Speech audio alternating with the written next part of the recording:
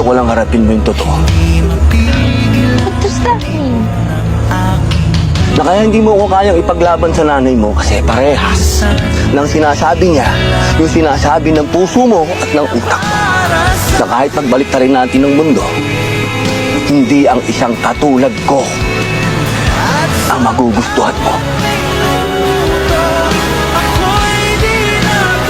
Mahal na mahal kita. Sobra. Matagal na. At kaya kitang panindigan at ipaglaban kahit kanino.